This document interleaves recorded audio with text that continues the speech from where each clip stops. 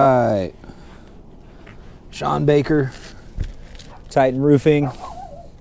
As I told you, I'll show you the age and condition of this roof. So I'm on the slope. We wrote for the overlap for the 6-inch here. We have damaged shingles here. We have some that go over under the solar on this side.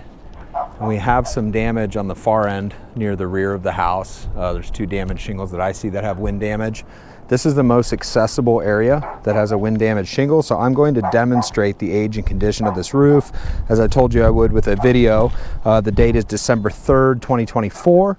This is for Pedro's house, and here's the wind damaged shingle that I have here. We clearly have a torn shingle.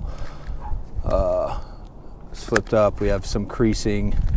This is broken, so we're going to do a repairability. I have a like kind quality shingle here, and I'm going to go ahead and demonstrate what happens to the rest of this roof when I try to perform a repair based on the wear and the age and the condition of this, why this side is unrepairable, as I emailed and I just didn't have a chance to get out here to do the repair. So first things first, this seal's already broken, so we need to break the seal, the shingle above. We're going to be gentle here because we don't want to cause undue harm, right? We want to be able to fix this if possible. Okay, this shingle here goes through here, so we're going to break this seal so we can access both drive lines and perform simulated repairs. We got 1, 2 broken. And then to be able to fold this up, I'm going to have to break the seals of the shingle above it as well, because I cannot lift this shingle without doing so. It's 1, 2, 3, 4 shingles to tear up, and then let's start to remove our drive line here. So the wind has kind of ripped some of these through, so we're going to remove them underneath in this case. Should be 6 going on the drive line. Got 1.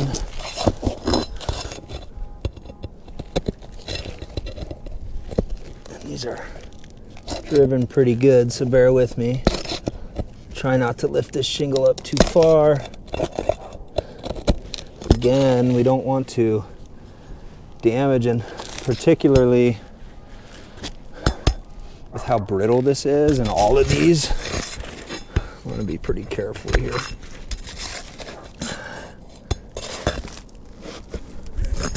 And those 2 were driven through pretty severely. I think this one is as well. It's underneath.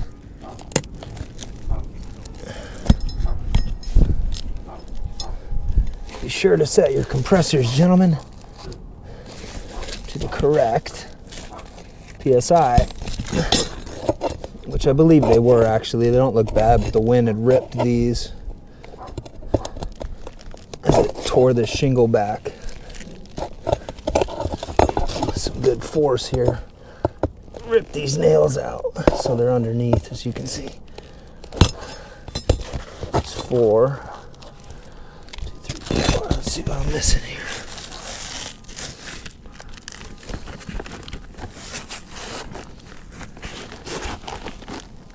Okay.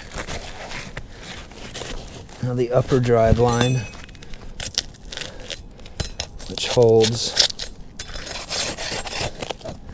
the shingle, have to be removed as well. Which again are through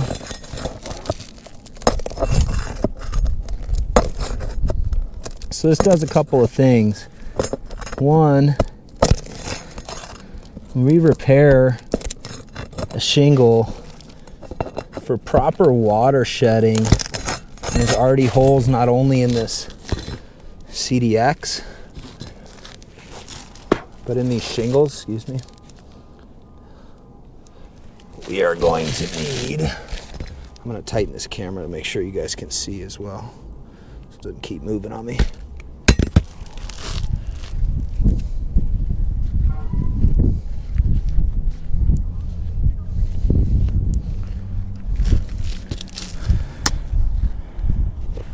Hold up, technical difficulties.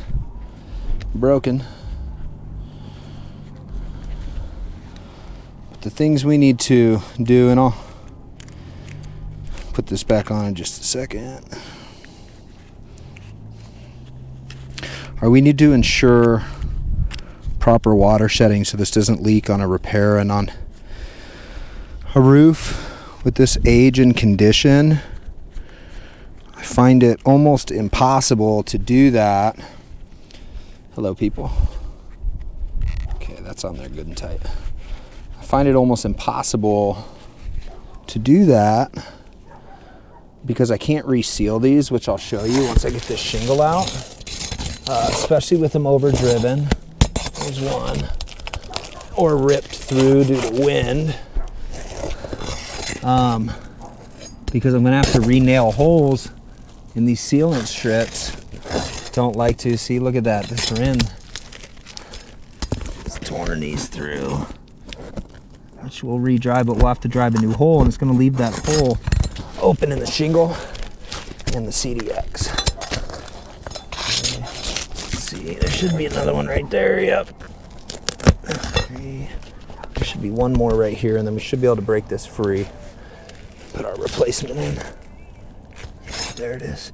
That one looks good, and that one was the one that was actually sealed properly, so you can see it's correct. It's not overdriven. This should now come loose. All right. Holy granular loss. Okay, so there's our wind damage shingle. Ton of mat transfer present on this. So you can see it's gonna have a hard time resealing. Present on this as well. Already seeing damage. Large amount of granular loss to these shingles. This one has mat transfer as well above it. As you can see, it's gonna have a hard time resealing at this point. Again, just age and condition.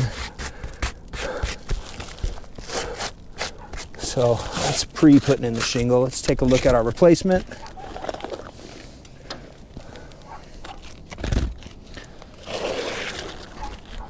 So this is like kind quality, right?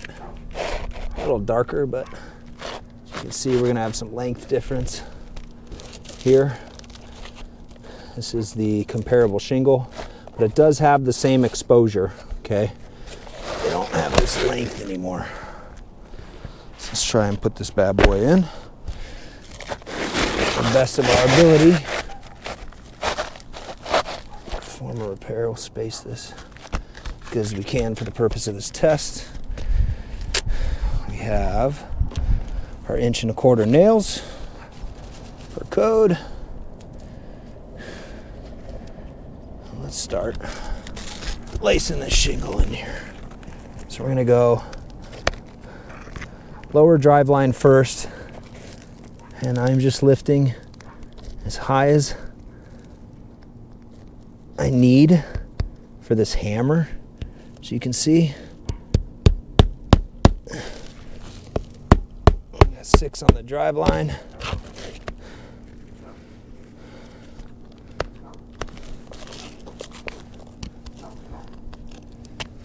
On the lower driveline, 2.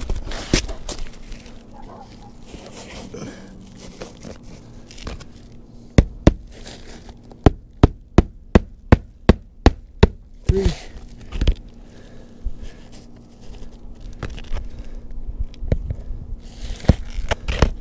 Again, try not to lift this too much. 4.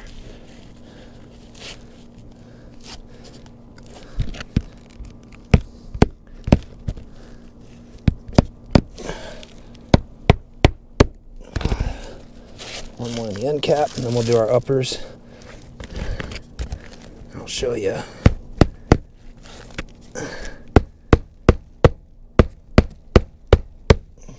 Okay, 6. On the lower drive line, should have 4 on this upper.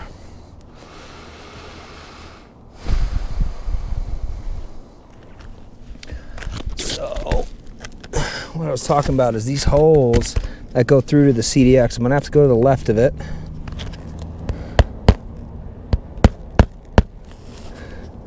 Just to get a good seal here. There's the second one.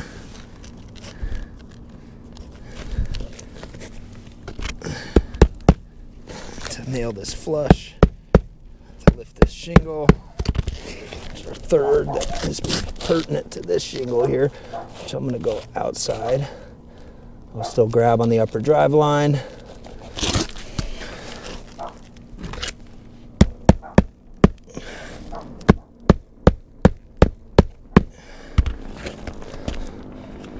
We have one more here,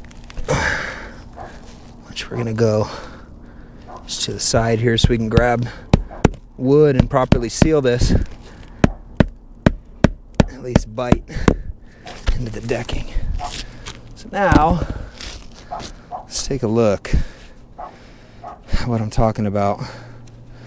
So, you can already see large amounts of granular loss. Huge piles of it.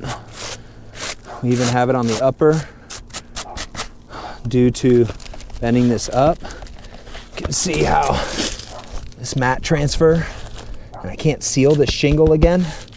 The second below it has so much damage, even to here. So 1, 2, we got our third here with granular loss, and it won't seal.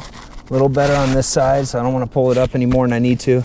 Then we have our fourth shingle here, which has granular loss, and this is for the upper drive line that we just did.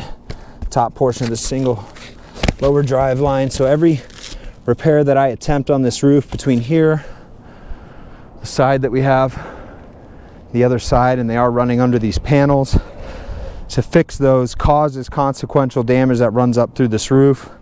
That combined with our overlap that needs to come over this ridge to keep this roof to code, we have to replace the slope. There's no way for me to fix this without causing more damage.